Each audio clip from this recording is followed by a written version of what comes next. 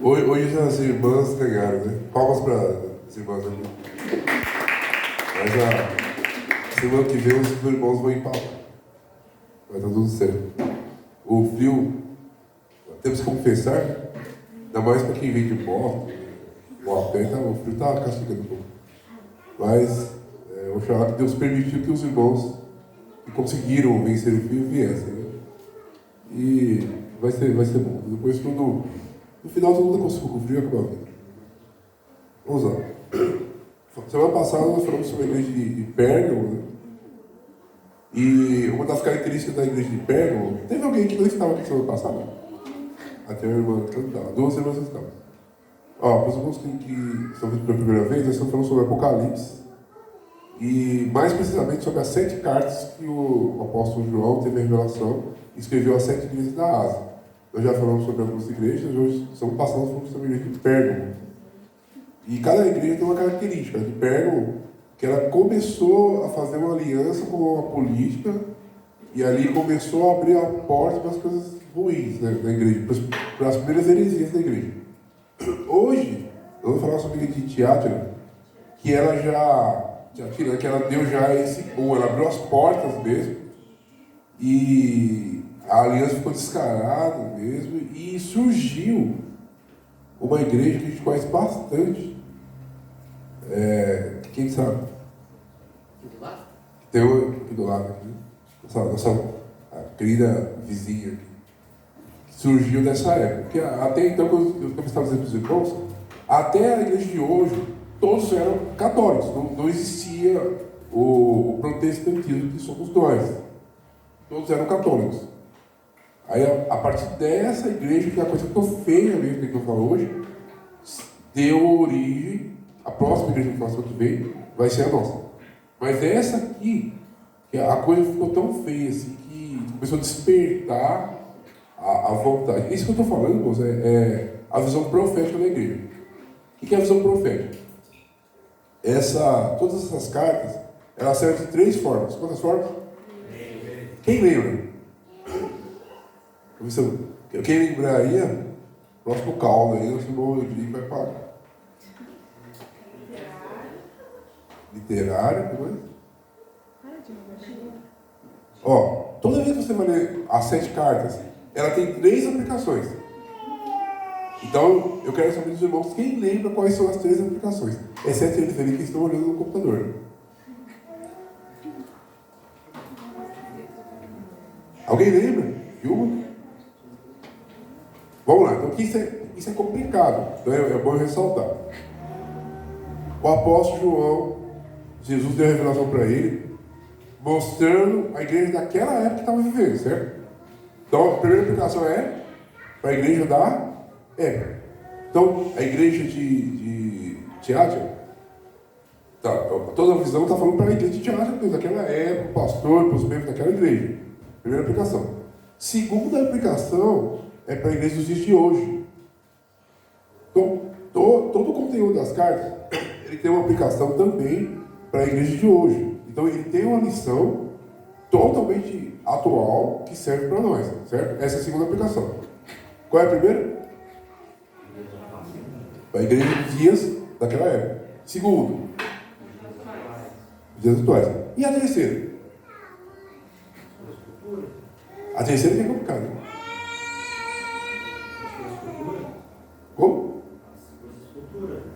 Não entendi. Está quente. Está quente. Dá para tirar a blusa. Sim, só que tem uma coisa bem específica. É uma profecia, uma visão profética para as igrejas da história da igreja. Porque a história da igreja é dividida em 7 períodos. Então, cada carta daquela condiz a uma época da história da igreja. Então, a primeira que foi a de Éfeso foi a igreja da época dos apóstolos. Então, tem a igreja de Éfeso, a carta foi escrita com conteúdo para a igreja de Éfeso. Esse mesmo conteúdo, ele serve para uma igreja de quase 300 anos depois, que é a igreja dos apóstolos. A era dos apóstolos até o final da era dos apóstolos. E esse mesmo conteúdo serve para nós hoje. Certo? Então, é bom os irmãos distinguirem isso. Mas é tão literal com Deus que você não muda nada, só muda a época.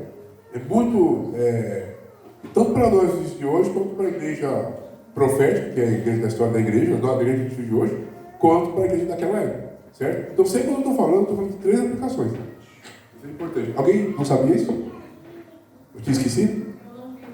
Ah, tá, então é bom saber. Porque às vezes eu estou falando uma coisa que você imagina da igreja daquela época. Às vezes não, às vezes eu estou falando algo que aconteceu na visão profética.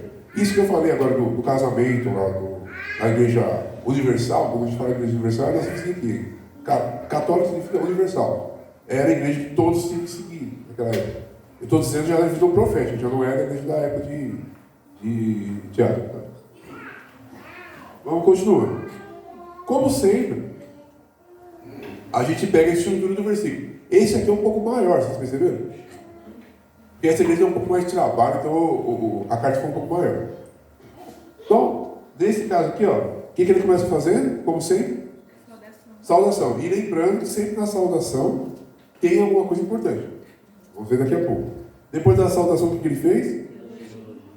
Passou o belo, deu um elogio primeiro, do poder da igreja, algumas coisas bem interessantes também, que inclusive são características da igreja de hoje.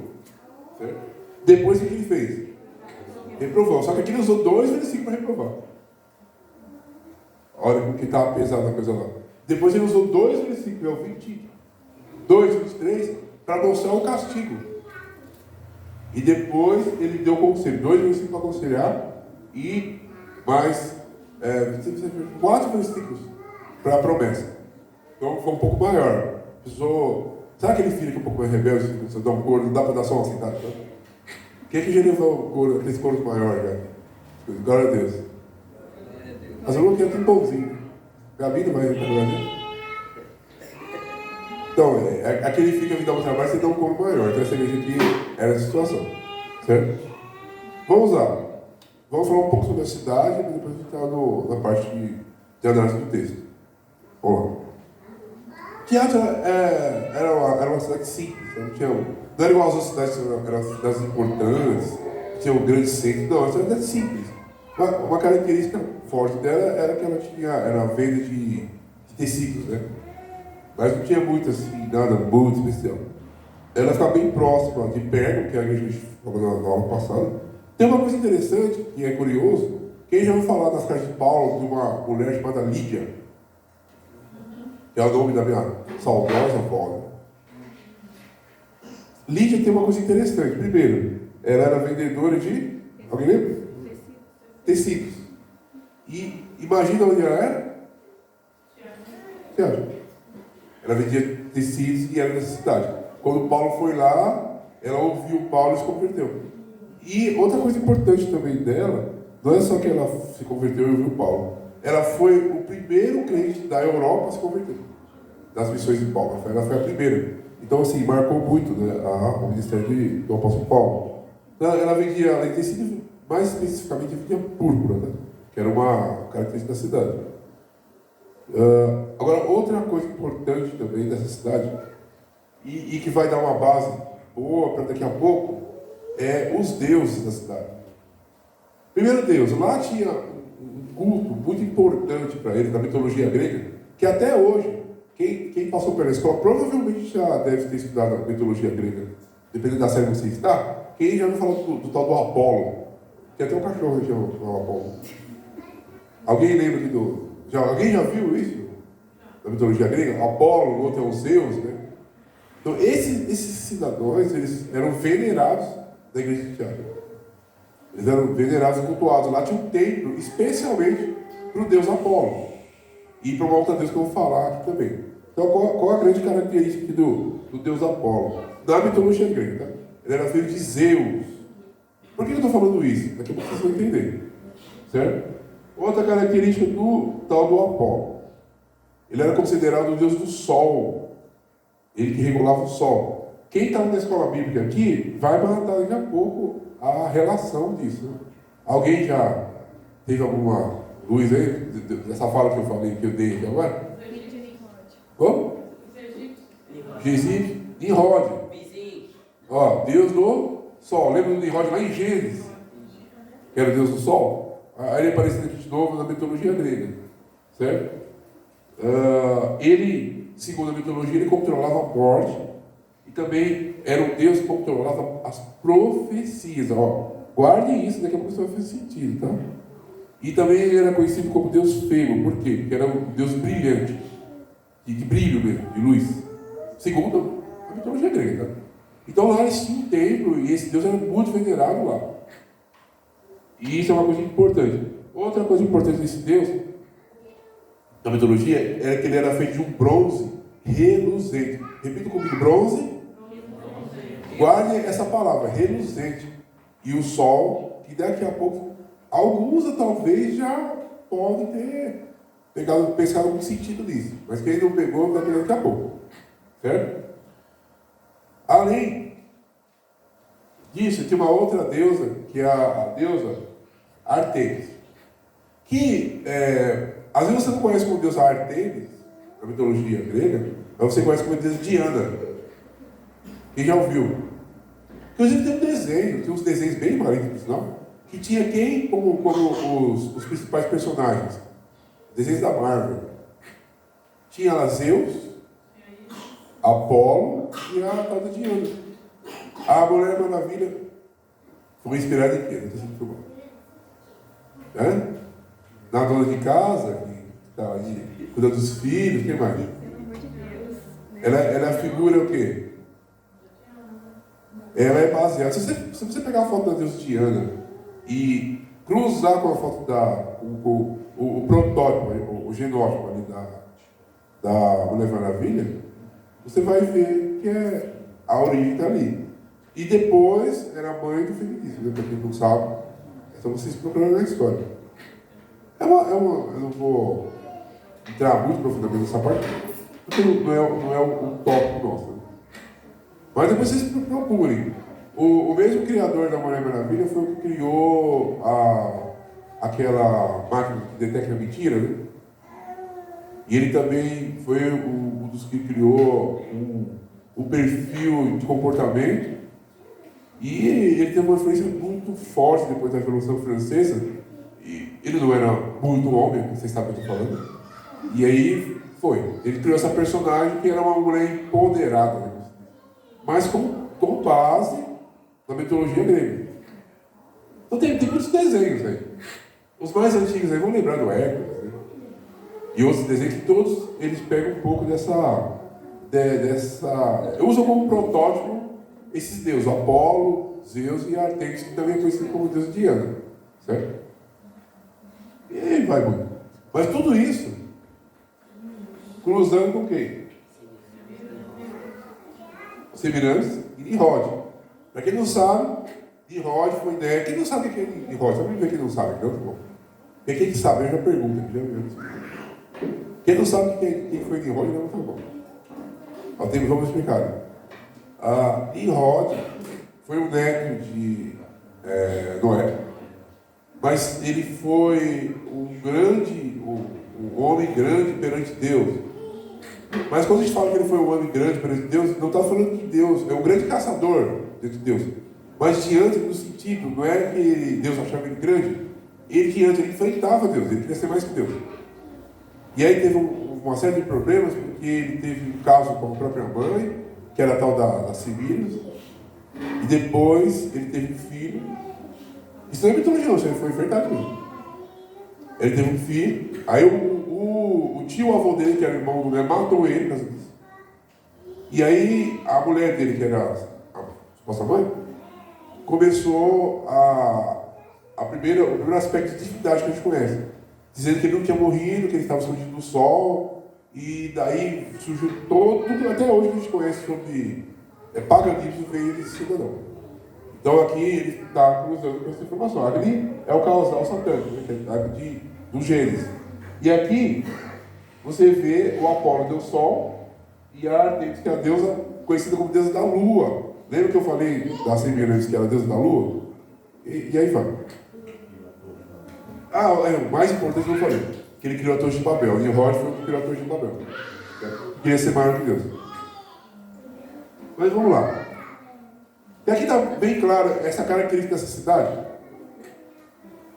É uma cidade assim, Você pega, por exemplo, vamos pegar no Brasil, para não precisar ir muito longe. Quem aqui já foi Aparecido do Norte? Foi de joelho? Alguém mais foi aqui já? Eu nunca fui, nem já passei perto, mas nunca fui. Nem para passear. Ninguém foi. Foi como? A pé? Tá bom, hein? Foi de cavalo. Cuidado, cavalo. Mas você vai nessa cidade, por exemplo, ela não tem assim, economicamente você falando, essa cidade, ela não é uma cidade importante economicamente. Industrialmente é uma cidade importante? Não. Mas todo mundo conhece. Eu nunca fui, mas você conhece. Por que ela é conhecida? Turístico. Turística por quê? A idolatria desse aqui. É a mesma coisa de... E é uma das cidades que tem mais pessoas enfermas, aleijadas, doentes. Tá vendo? E por que ela é conhecida? Esse dado é importante. Porque, justamente pela situação. É a mesma coisa de teatro, é a mesma coisa. A cidade em si não era uma cidade assim, que cidade, mas ela era muito conhecida por causa do deus Apolo, da deusa Diana. Tinha um tempo que todo mundo da Europa ia para ver, para conhecer. É igual Varginha, lá tinha os postos que era o deus Apolo e a deusa Artemis. E aqui em Varginha? O ET. Tem o tal do ET, né? O chupa-cabra passou, mas foi embora. Não ficou muito tempo. Aí foi para Três Pontos. É a mesma coisa, hoje você tem, Varginha. Se não fosse isso, Varginha talvez não seria conhecida. Três Pontos é o Padre Fio. Então cada cidade, é uma cidade que às vezes a cidade em si não tem essa importância econômica como as outras, mas a cidade tem essa importância religiosa. E Varginha é conhecido, bem conhecido mesmo. Qualquer lugar que você pergunta, exterior, você vai para a cidade longe, todo mundo fala. Três Pontos é conhecido pelo Padre Vitor, mas é a segunda maior cidade do mundo que produz café. Varginha também tem um café, né? Mas naquela época não era tão forte, mas tinha. Hoje é forte, hoje não é só conhecido por causa do ET. Varginha é comercialização. É comercialização, mas tem. Agora você pegar, por exemplo, na época que eu vim para cá, era o ET. Não, mas Varginha também é conhecido por causa do ET. Na E outra- internet, e outra? eles estão falando demais de Varginha por causa do ET. Varginha não é só conhecida pelo ET, é uma das maiores centros ufólogos do mundo. De ufologia. Varginha. Eu já fui, quando eu fui fazer curso, tinha gente de fora. Sabe esses países longe mesmo assim? Que você nem sabe o nome falar direito, né? A palavra do Equador, nos lugares que você nem o livro que eles falam, você sabe. E a pessoa, aí todo mundo se apresentando assim, eu arranhando lá, tentando falar com a pessoa, que assim, Varginha. Desceram ao feitiço. O quê? Desse tanto ET. Conhece, pô, conhece. Todo mundo conhece. É o caso da igreja daqui, só ilustrando para os irmãos. São Tomé também é conhecida. São Tomé é das coisas que você já sabe, né? Essas coisas meio. É ufologia, mas também é aquela coisa, né? Os irmãos que já sabem que é. São países. Todo mundo conhece. Todo mundo conhece. Vai passando. Mas essa igreja, como Jesus não foi já de cara falando do problema. Né? Ele sempre usa uma estrutura de feedback, ele fala. Né? Ele dá um elogio primeiro, sal, depois ele vai falar dos problemas. Depois ele elogia de novo. Ele citou 5 coisas aqui muito importantes, 5 elogios. Quantos elogios? Fale para mim quais foram os elogios dessa igreja. Quer dizer, o primeiro elogio é que eles tinham boas obras e sempre tinham mais coisas. Eles começaram a fazer boas coisas e cada vez mais faziam mais coisas boas e boas obras. Qual o segundo elogio? Terceiro. Serviço, diaconia e teatro. Eu destaquei esse serviço, porque a palavra do serviço lá é no sentido de servir mesmo. Servir um ou outro, sabe? E ali os diáconos, que eram ótimos diáconos naquela igreja. Característica forte dos diáconos. Cadê os diáconos na igreja? Não tem diácono, não? Então era muito conhecida por esse serviço. A fé, e depois, paciência também pode ser traduzido como perseverança. Tá?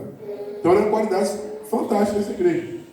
E o mais interessante ali, com tudo isso, com todas essas características, aí vem a condenação. A condenação foi brava. Né? E quando foi a condenação? Aí, quando a gente fala tolerar Jezabel, na verdade, tolerar o espírito de Jezabel. Tá? Então você imagina que tinha Jezabel lá. Não, Jezabel, esse fato da Jezabel ocorreu muito tempo atrás. Muito tempo antes dessa igreja. Tá? Sei lá, mais de 2000 anos. Mas o espírito de Jezabel estava nessa igreja. Eu vou falar um pouco mais profundo daqui a pouco dela também. Quem aqui já ouviu falar de Jezabel? Quem nunca ouviu falar de Jezabel, não sabe o que é? Todo mundo sabe. Tá bom. O nome Jezabel significa Baal, é marido de... Esse é o nome dela, significa isso. Quem é Baal? O Baal é uma figura derivada de Nimrod, certo? Mas quando ele fala Baal, é Satanás. E carne e maldade. Outra coisa importante dela aqui, ela foi mulher do rei, né, de Israel, que foi Acabe, vou falar melhor daqui a pouco também. Outra característica, ela foi uma das primeiras prostitutas cultual. Quem lembra de uma prostituta cultual? Você sempre fala isso aqui. Só eu para bater cartão. Oi? Eu bater cartão, não tinha compromisso. Mais ou menos. Ela dá o seu corpo para... Sacerdotisa. Ela dá o seu corpo para adorar a Deus. Ela se prostituiu por causa de dinheiro, porque ela era super rica. Não por causa do prazer. Na cabeça dela, ela se prostituía. Quando ela se prostituía com alguém, era ofertando o seu corpo a um Deus. Qual Deus? Baal. Então essas eram as prostitutas cultuais. E ela é a mãe da vaidade e da sensualidade. Toda vez que a pessoa ocorre no pecado de vaidade, normalmente, não é sempre, não é um casamento, mas normalmente, quando a pessoa cai num pecado de vaidade, ele vem acompanhado com a sensualidade. E aí o povo fala que está com o espírito de Jezabel. Quem já viu alguém falar assim? É isso, é uma das coisas, tá? Tem mais coisas, mas é uma das coisas mais características dela. Tá? Ainda, sobre quem foi Jezabel, quem sabe a história de Jezabel? Deixa eu ver que as pessoas conhecem. Jezabel é o seguinte: ela era filha de um rei chamado Et-Baal, não cidadão, Et-Baal. Et, do hebraico, é como se fosse assim, eu pertenço, sabe? Eu chego assim e falo para outra pessoa, de onde você é? Onde você nasceu? Aí ela fala assim, como você fala? Ou ela fala, em Varginha, ou eu sou, e sabe esse ei, esse prefixo, essa palavra antes da frase? O Et, do hebraico, é isso. Então o que ele está falando aqui? Qual é o nome do pai dela? Et-Baal, som do diabo. Seria mais ou menos uma tradução grotesca, seria isso? Então, o filho dele, o pai dele é uma coisa boa. Mas enfim. E esse Et-Baal, ele era rei de uma cidade chamada Tiro e Sidom. Vejam essas cidades da Bíblia. Tiro e Sidom. O que aconteceu? Teve uma vez que esse rei, uma das cidades desse país, saquearam Israel com muita violência. E eles meio que quebraram o acordo. Então, para ele se desculpar com Israel, depois de muitos processos ali, ele resolveu dar um presente. Olha o presente grego que ele deu. Resolveu dar um presente para o rei de Israel. Qual foi o presente? Deu a filha dele, Jezabel. Então ele foi lá, para quê? Para compensar um pouco da hostilidade que ele foi quando a cidade dele invadiu Israel. O rei Acabe, que era o rei da época. Se Tiro e Israel, Tiro e Sidom tem alguma coisa a ver com Fenícia? São regiões próximas. Depois do mapa eles vão virar coisas bem próximas. Eu vi que esse rei era rei da Fenícia. Sim, é que na verdade eram duas províncias. É como se você pegasse um estado. Tem o estado de Minas, o estado de São Paulo. Pertence a quem? Brasil. Aí vamos para que Minas Gerais se reuniu e atacou a Rússia, por exemplo. Aí o governador de São Paulo, para acalmar um pouco, vai dar a filha dele em pagamento para diminuir um pouco a tensão entre os países. Sabe? É mais ou menos isso que aconteceu lá. E aí o que acontece? Tem aquele presente, né? Tudo embalado, bonitinho. O que o Acabe tinha que ter feito? Fiquei acusado. Mas a Jezabel não vinha sozinha, ela veio com quem? Filha do rei, que era podre de rir. Estava meio assim por causa de ter feito mal. Na verdade, estava com medo dos israelitas se voltar contra ele, porque todo mundo conhecia o Deus de Israel. Então, ele pegou e recebeu o presente, porque o presente vinha com o quê? Com dinheiro, muito dinheiro. Vinha com contato. Você tinha aliança, contato com países fortes. E era uma segurança que aqueles países não atacariam Israel. Foi basicamente isso, ele aceitou. E aí começou o problema. Só que, tudo bem, quando ela chegou lá, ficou um pouquinho, não deu trabalho. Passou um pouco tempo, ela começou a dar trabalho. Por quê? Porque ela não adorava o Deus de Israel, que era o Javé. Jeová, ela não adorava. Ela era de temperamento muito forte, dominante, e o Acabe era aqueles maridos mole, sabe? Tudo que ela falava, ele fazia. Ela mandava nele, e se ele não fizesse, ela metia a espada dele. Porque o pai dela era mais poderoso em termos de politicamente dizendo. Então ela começou a mandar. Chegou um momento que ela exigiu. Olha essa palavra, que coisa pesada, né? Ela exigiu direitos iguais. Exigiu o quê? Direitos iguais. Que direito que ela queria? Ela queria poder adorar livremente, ela e os servos dela. Ela não veio sozinha, ela veio com uma galera junto. Ela queria poder adorar livremente o Deus dela, igual os israelitas adoravam o Deus deles. O que ela tinha que ter feito? Tinha que ter mandado ela embora ou matado ela.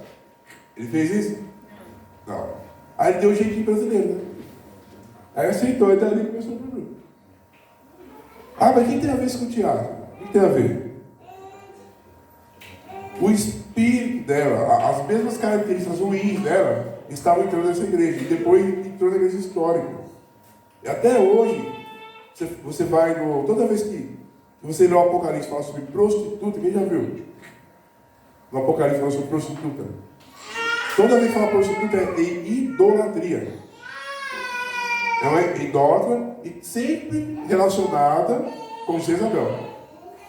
Foi a mãe de todos. Depois de Semirante, foi a pior que existiu, foi ela. Ela era uma filha assim, que copiou bem os pais. Conseguiu levar bem a tradição. Então, ela começou a seduzir o povo, começou a criar falsas profecias e levando o povo para idolatria e imoralidade. Foi isso que a Jezabel fez, certo? E principalmente os profetas, né? Que ela tinha um grupo de 900 e poucos profetas. 900 e alguma coisa, ó, que ela conseguiu induzir. Não, 900 e pouco depois, no final, ela levou 400 e pouco para com ela. Mas tinha uma galera que era dela, que ela conseguiu induzir e fazer como fosse mini-servos, né? Eles profetizavam de acordo com o que ela falava. Nesse início ela falou que ela tinha 900. E levou 400 lá para o coisa do êxodo. É como se fosse assim, por exemplo. Você pega aqui, quantos soldados você tem o pelotão da PM de Minas Gerais? Sei lá, tem muitos soldados. Mas você vai para uma operação, vai todos os soldados? Não. Ela levou os mais importantes. Mas ele falou que matou todos? Sim, depois matou todos. Foram morrendo, todos morreram. Certo? Tudo bem até aqui? Continua. Então, essa aqui foi só a introdução para os irmãos. A gente começar agora a analisar os princípios. Alguém tem alguma pergunta até aqui? Que agora o negócio vai começar a explicar. Né? Esse texto é bem pesado. Vamos agora para o nosso contexto teológico. Quando a gente fala contexto teológico, vamos mostrar algumas verdades bíblicas, algumas doutrinas, fala sendo mais simples, explicando versículo por versículo. Vamos lá. No 2,18, o que tem no 2,18? A nossa salvação. O que fala na saudação? Vou ler só a saudação, que é importante. Alguém, quem estiver aberto, lê a saudação para mim. E ao anjo da igreja de Tiatira escreve: Isto diz o Filho de Deus, quem tem os seus olhos como chama de fogo e os pés semelhantes ao latão reluzente. Tem duas coisas importantes nessa saudação. O que é? Olhos como chama de fogo. Olhos como chama de fogo. É semelhante ao dom. É como nós vamos dizer. Se você abrir um parênteses, quem aqui já viu filmes, ou os mais antigos desenhos, né? Que as pessoas, os super-heróis, têm olhos de fogo? E muito desenho. Depois vocês começam a observar isso. Mas vamos lá. O que é o olho de fogo? Você vai imaginar um cidadão chegando com o olho de fogo esbugalhado pegando fogo? Isso aqui é uma linguagem literal ou simbólica? Simbólica. Se é simbólica, qual o sentido disso? Enxerga tudo e consegue discernir. Primeira grande questão. Ele vê tudo e conhece tudo. Certo? Ou seja, nada escapa perante os olhos de Deus. Ele conhece a mente da pessoa e o coração. A vontade, os desejos, os sentimentos. É tudo. Às vezes a pessoa pode atuar, né? Os gregos usavam muito esse termo, atuar. Porque na Grécia veio o teatro. Que é eu estou atuando um personagem. Mas às vezes esse personagem não é eu, essa persona não sou eu. Então eu posso estar aqui na igreja atuando. Quem está entendendo isso? Agora, eu posso estar atuando, eu estou ali com ele, atuo com ele, atuo com o outro. Mas como Deus você não consegue atuar, por quê? Nada escapa, ele conhece a mente que você está pensando, conhece o que você sente, conhece tudo. E por que os olhos de fogo? A primeira teoria. Os olhos de fogo que ele dissipa as trevas. Vem treva, dissipa as trevas. E queima as impurezas. Pronto. Se você está ligado às trevas ou com algum tipo de impureza, de Deus não escapa. Então é o primeiro sentido. Outro sentido também, o outro autor diz assim: olhos como faiscantes de raiva. Ah, mas Cristo tem raiva. Raiva no sentido da ira. Qual a raiva no sentido da ira? Raiva contra o que estavam fazendo com a igreja dele. Tanto as pessoas que se enfrentaram dentro da igreja, quanto os simples ali. Então ele ora, é a mesma coisa assim. Para quem é pai, sabe? Você vê uma pessoa maltratando o seu filho que é bem maior que ele não tem chance nenhuma, e você é bem mais forte que a pessoa, o que você vai fazer?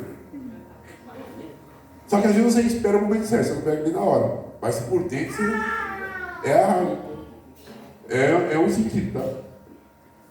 Outra coisa importante também, desses olhos de fogo, pode ser caracterizado como paralelo, uma resposta ao Deus Por que o Apolo? Deus do Sol. Então, o que ele está? Imagina um povo que está numa cultura, mas como se fosse pregar e aparecer do norte para um católico roxo que não conhece o Evangelho. Para ele, aquele Deus é tudo. Para esse povo dessa cidade, Apolo era Deus mesmo. Era um Apolo governador. Era um Deus mesmo, para ele era poderosa. E aí, o cara está na igreja, só que a mente dele ainda não entendeu. Ainda mais vendo o que está acontecendo. Então, Jesus se apresenta como: olha, meus olhos são de fogo, ou seja, eu tenho mais poder do que o Deus Sol. Pode ser, é um dos paralelos. E os pés como latão reluzente. Tem tradução que fala bronze reluzente, tá?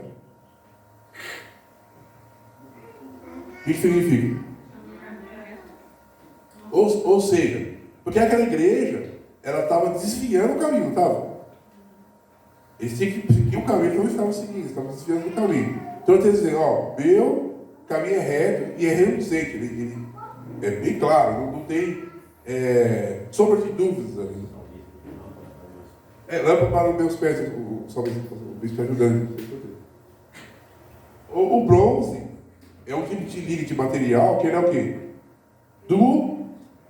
Ou seja, demora, não acaba. Estável, ele não se desfaz com chuva, não se desfaz com sol, ou seja, mediante a provações, problemas. E ele é firme, ou seja, ele não balança segundo ventos doutrinários, ou seja, essa simbologia do bronze. O que ele está querendo dizer para os crentes ali de Tiago? Eu estou me fixando na residência de vocês, na cidade de vocês, como uma forma de dar um pouco de tranquilidade para aquele povo. E também pode ser considerado como paralelo ao Deus Apolo. Por que o Deus Apolo, de novo, cidadão? Porque ele era Deus feio. Por que era feio? Brilhante. É como se fosse uma estátua brilhante. Tá? Então, são todas possibilidades de interpretações dessa primeira saudação. Olha que interessante, você pega essa saudação, você lê e passa direto. Olha o tanto de importância, de alívio, de consolo para aquele povo que tem carregado a saudação. Como já falei para os irmãos, cada igreja tem uma saudação diferente. Nenhuma tem a mesma saudação. Continuando. Vamos para o 19 agora. No 19, ele cita as boas obras que nós lemos agora há pouco, certo? Essa das boas obras é interessante porque é uma receita para você multiplicar o ministério. Né? Tanto o ministério igreja, quanto o seu ministério individual. Um tem o ministério da música, um tem o ministério da palavra, cada um tem o seu ministério. Certo? Qual que é a característica? São dois grupos de qualidades. Qualidades interiores que você tem que ter dentro de você, que são amor e... Eu posso vir aqui estudar na melhor escola de música que existe no mundo, certo? Posso ter o melhor instrumento do mundo, tocar muito, mas se eu não tiver essa qualidade interior, pelo menos, que é o amor, eu não fizer por amor a Cristo e por amor à igreja, nada certo. E se eu não tiver fé, porque você está, peguei o exemplo do instrumento, você está tocando, mas você tem que saber que você está tocando para Deus. Deus está ouvindo, que tem uma luz espiritual. Mesma coisa, você vai à igreja. A pessoa, ela pode ter a melhor vassoura, enfim. Mas se você não tiver essas qualidades interiores, você vai ter problemas futuros. Depois tem as qualidades exteriores, que é o quê? Não adianta você, eu tenho amor, eu tenho a fé, eu sei fazer, mas se você não tiver, primeiro, vontade de servir, eu posso ser o melhor cozinheiro da cidade, mas se eu não tiver vontade de servir a igreja, servir os irmãos, misturado com o amor e a fé, não vai servir, certo? E outra é a perseverança. Tem pessoas que às vezes fazem tudo bonitinho, só que ele não persevera. O que é perseverar? Perseverar é fazer todos os dias, mesmo sem vontade. Isso é uma preguiça de Hugo. Isso é perseverança. Eu faço todos os dias determinados, mesmo se eu tivesse sem vontade, mesmo se eu tivesse animado, e mesmo se eu tivesse sem motivação. Isso é perseverança. Então aqui já dá as características bem interessantes. Depois nós vamos para o Apocalipse 2:20. Se alguém for entender alguma coisa para comentar, pode ir. Só lembra essa coisa. O 2:20, ele já fala o seguinte: as más obras. Aí ele começa já a pegar pesado. Que foi o quê? Tolerar. A Jezabel que já comentou. Mas Jezabel, basicamente, ela fazia 3 coisas. Quantas coisas? A metodologia dela, a estratégia dela eram 3. Primeiro, ela ensinava o povo. Que é a escolinha de Jezabel. Só que é errado. Ela enganava, ela tinha boa persuasão. Enganava o povo. Depois que ela fazia isso, ela levava às vezes à idolatria. Depois que o povo foi ensinado, foi enganado e veio para a idolatria, o resto é mais fácil de fazer. Era essa a metodologia dela. Outra coisa que ela fazia, porque lembra que eu falei para vocês que ela era uma profetisa? Era uma falsa profetisa, por isso que ela fez amizade com os profetas. Primeiro, ela ensinou eles o quê? Os profetas, a tolerarem os maus ensinamentos. A ver pessoas ensinando uma coisa errada, ou ela mesma, mas como ela tinha uma influência, dava um presente, falava romance, conversava, a pessoa que persuade, a pessoa. Então, o profeta ficava com medo de falar com ela, não arrependia. E aí foi indo, aí eles tinham participações, ela dava um presente, e aí. E era a mesma coisa que se fazia nessas igrejas. A pessoa tinha poder, enfim, se eu falar. Acontece muitas igrejas às vezes. Se eu falar, ele é dizimista fiel, aí vai perder a família inteira. Mas ele é muito bonzinho, sabe essas coisas. Outra coisa que ela fazia, que é grave, que eu não li, que fiquei até espantado. A Isabel tinha uma técnica infalível. Sabe o que era? Fazer falsa profecia. Ela tinha falsas profecias e sempre essas profecias eram coisas boas que ela induzia o povo para o paganismo. E aí ela começou a ensinar técnica pro pessoal, e na igreja já estava a mesma coisa. Começou a se levantar vários falsos profetas entregando profecias. Da carne, muitos do diabo. E aí o livro ficava bem assim, não ia, aí foi tolerando, você pegou uma proporção maior. Só que o problema, sabe o que era? Na igreja de teatro, quem estava fazendo isso não era qualquer pessoa. Quem era? Roma. Era o imperador. Ou seja, era complicado, né? Você vai falar assim para o imperador, o Bolsonaro veio aqui, da oportunidade, começa a pegar uma profecia. Eis que vejo o Lula aqui de cadeira de rodas, sei lá. Aí a pessoa se levantou e tem que parar. É complicado, né? Mas era uma atitude que o momento precisou ali do profeta e ele não fez. E aí desencadeou uma série de coisas. Era um contexto, um cenário difícil mesmo, não era simples. Não era qualquer irmão que estava ali, era Roma. Era a presidência, a liderança mesmo do país, do mundo, que dominava, não era só aquela igreja, que dominava o mundo inteiro. Outras estratégias que ela tinha. O que ela fazia? A primeira estratégia de Jezabel, o espírito de Jezabel, tá? Ela enfraquece a autoridade profética. Por quê? Ela vai, joga uma profecia ali e não se cumpre. A pessoa já começa a acreditar mais. Aí ela vai e induz o profeta a falar uma profecia da carne. Ou fazer uma interpretação da carne, enfim. E aí as pessoas vão perdendo a credibilidade, certo? Então ela enfraquece. Com falsos argumentos. Não é só profecia, assim, a pessoa levantar e entregar uma profecia. Mas a interpretação bíblica. A pessoa abre a Bíblia e usa falsos argumentos para definir alguma coisa. Na semana passada eu coloquei aquele pastor, né, lembra? Que ele falou que a Bíblia está desatualizada.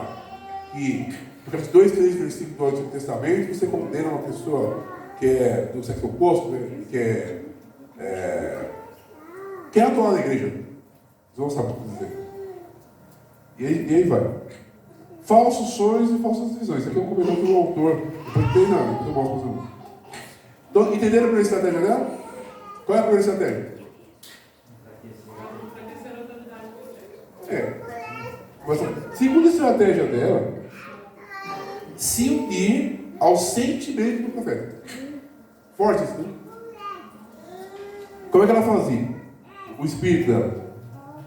Ela faz ele agir pela emoção, vê o cenário ali e faz o profeta agir pela emoção. Segunda coisa, ela começava a ser amiga dele. Amiga, dava presente, falava manso, devagar, ludibriava. Então, quando ele viu uma coisa, via ela, e ela estava com ele, ele ficava meio assim, entendeu?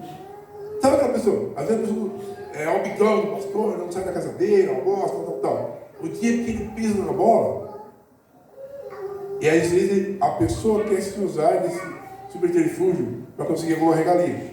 Era isso que ela fazia. A bicha era filho de diabo mesmo. Depois, outra estratégia que ela usava. Vínculos que prendem. Ela fazia a igreja. O Espírito de Jezabel até hoje é assim, tá? Ele faz a igreja se unir com pessoas erradas. Criar vínculo com pessoas erradas. Que tipo de vínculo? O que os irmãos acham? Aliança. Entendeu uma coisa simples? O cara vai lá e casa com a pessoa errada. Sabe? Eu casei, ela não é crente, mas vai vir. Sabe aquela história? Dificilmente isso acontece. Ou seja, vínculo errado. Ou então, meu pai sempre falava isso, né? E é verdade. Aí o cidadão vai lá, doa meio saco de cimento furado, né? Mas é político. Aí ele vem aqui e tal, e um dia ele vem e tal, ele fica meio assim, deixa ele falar. Daqui a pouco, o que aconteceu? Vínculo. Porque ele vai entrando devagar, aí já toma uma porta mais cara. Isso acontece muito. Só que hoje, isso começou a acontecer nas igrejas, nas Assembleias de Deus, não tinha isso. Foi acontecendo aos poucos. Até que hoje tomou uma proporção gigantesca. Mas tem muitas coisas. Se unir com a filosofia atual. Né? Ó, eu sou crente, mas eu sou intelectual. Né? Então eu tenho que seguir meio o pensamento intelectual da época, da era que a gente vive. Eu sou crente, mas eu sou humanista. Né? Eu sou crente, mas eu sou a favor dos direitos humanos. Né? Eu sou crente, mas eu gosto dos partidos que tem uma cor forte de sangue, e defende várias coisas. Né? Uma das coisas que ela fez também foi pôr na cabeça da igreja, a gente acha que a salvação era por obras também. Isso, a salvação por obras. Pode ver que o versículo 19 ele fala de duas vezes obras. Ele reprova a última que ele fala que é maior do que as primeiras. Está vendo? Então, ou seja, isso acontece nos dias de hoje? Não acontece hoje não. Sim. Acontece. Em menor escala também nessa igreja, em maiores escalas em outras. Por isso que a gente fala, a carta ela tem um ensinamento atual, sempre um ensinamento atual. E depois que ele fez isso, o que ele faz? O Espírito de Deus controla a autoridade do pastor. Que ele amarra ele. Não só o pastor, o profeta, quem seja. Amarra. Por que ele amarra? Se eu fizer aquilo, o problema é primeiro ali. Muitas igrejas são assim hoje. Ó, a vida do pastor tem um de Deus, ele não pode agir, por quê? Está amarrado. Não é amarrado no Jesus, não, é amarrado por causa da situação. Aí, vem está amarrado com a política, está amarrado com não sei quem. E também tem a questão do espírito de adultério, que a questão literal também, né? O que ela faz? Ela eleva a moral do pastor. Você é um grande de Deus, um grande profeta, tudo que você faz é bom, sua palavra é bom. E começa a elogiar. Aí o pastor, bem sem querer, ele tem aquele. Acaba uma conexão com a pessoa, entendeu? Quando eu falo isso, espírito de Deus, não é de mulher, não, é qualquer um, homem ou mulher. Isso acontece muito mais no meio pentecostal, porque o pentecostal gosta muito de revelação, profecia e acaba correndo atrás. Com certeza. Aí às vezes o profeta tenta pegar, mas ele acaba que dá um jeito. Muitos não conseguem falar, não vi nada hoje. Aí isso acontece. Aí depois que ela se juntou ali, tá amigão, o que ela faz? Do nada, assim, quando menos espera, ela expõe os pontos fracos dele, porque ela conhece todos. E ele está esperando.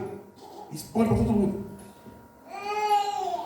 E se vocês forem ver aí, muitas pessoas que estão acontecendo hoje em dia, é isso.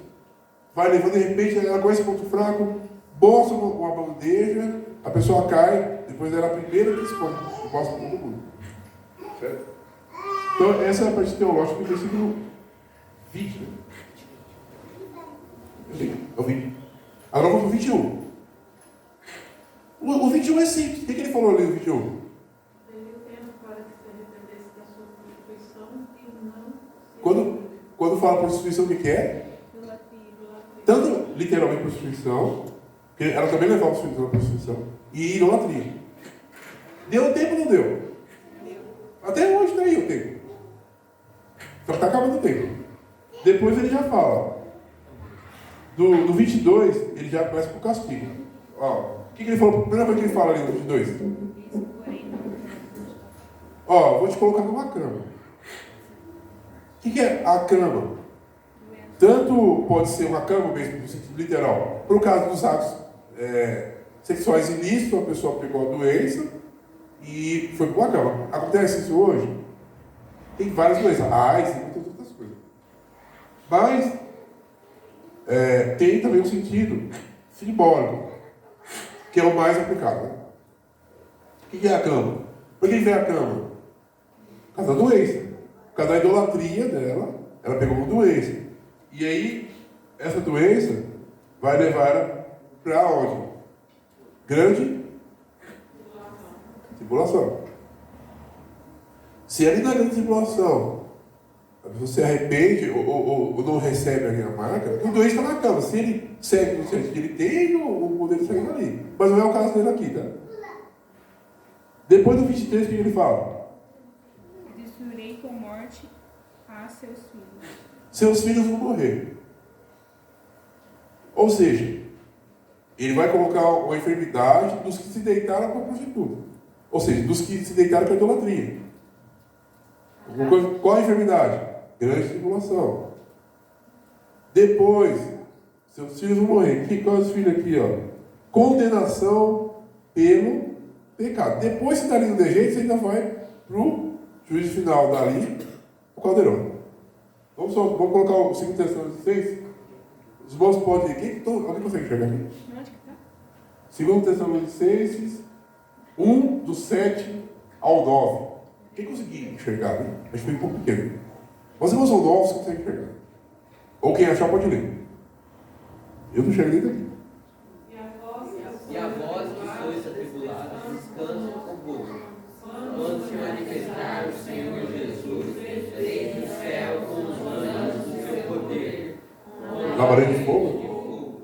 Tomando vingança dos que não conhecem a Deus. Vingança? Que não obedecem ao Evangelho de nosso Senhor Jesus Cristo, os quais, por castigo, Castigo. serão eterna perdição, longe da face do Senhor e da glória do seu poder. Ó, esse texto de Tessalonicenses foi escrito bem antes da revelação que João teve. Mas parece que ele está usando as mesmas palavras, não está? Ó, basicamente ele falou ali: quando o Senhor se manifestar, o quê? Labareda de fogo. Ele não vai, na saudação ele usou os olhos de fogo? Mesma coisa. Tomando vingança. Bravo, irado. Depois ele vem. Com quem que ele está irado? O que não obedeceu ao Evangelho. Aí sim, padecerão em eterna perdição. Seus filhos morrerão. A ideia do 22. Depois, continuando aqui, vocês estão entendendo? Isso foi 23. 24 e 25, é a mesma coisa. Ele diz aí, reter o que tem. Aí vem o quê? O conselho. Guarda o que você tem até que eu venha. Tanto para aquela igreja daquela época, para a igreja da história e para nós hoje.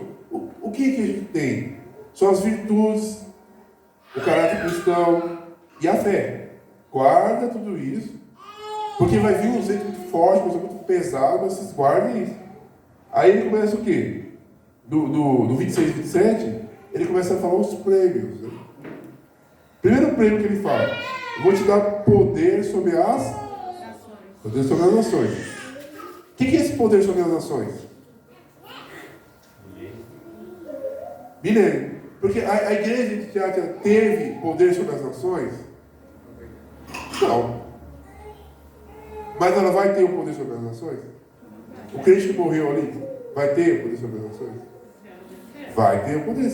Os que forem fiéis, por quê? Milênio, nós vamos governar com Cristo. Ou seja, Jesus não mentiu, o poder sobre as nações. E o 28, ele fala outra coisa: dar-lhe a estrela da manhã. Aqui é complicado, tem umas teorias diferentes uma da outra. Primeira teoria, que é a que eu menos acredito, eles falam que a estrela da manhã é Lúcifer. Porque Satanás vai ser dado ali por Deus e meio que os salvos vão ter domínio sobre ele depois de todo o processo. Mas é a menos aceitável. A mais aceitável é a teoria de Jesus Cristo. Eu vou te dar a estrela da manhã, ou seja, Jesus Cristo. Cristo é a estrela da manhã. Por quê? Fala lá, uma estrela procederá de Jacó. Se os irmãos lerem Números 4, 17, fala lá. Uma estrela procederá de Jacó. Então sabe que Jesus é da linhagem de Jacó. Depois tem a resplandecente estrela da manhã, é citada e ensinou de Jesus em Apocalipse 22, 16. Tá? E a outra teoria é que é uma resposta ali também aos greco-romanos, ou seja, os gregos e romanos colonizados. Porque eles criam que a estrela Vênus era a estrela que anunciava a aurora do Sol, né, o nascimento do Sol. Para os gregos, todo mundo que era importante era comparado a essa estrela. Então assim, a Evelyn é uma estrela. Entendeu? Então eles falam: nossa, então uma pessoa, uma estrela, um Vênus ali pregando. Entendeu? Então por isso que ele fala: dar-te-ei a estrela da manhã, ou seja, vocês serão pessoas importantes. Mas mesmo assim, se referindo ao milênio. Então, qualquer uma dessas traduções, as interpretações são bem-vindas. A menos provável é de Lúcifer. E um paralelo também aos gregos romanos que acreditavam que o Sol regia o mundo. Então, Deus está falando: eu sou a estrela da manhã. Eu que faço com que o Sol apareça. O que quer dizer? Certo? Ah, por causa de Isaías também. Fala o texto daí. Pode ler. Isaías 14, 12.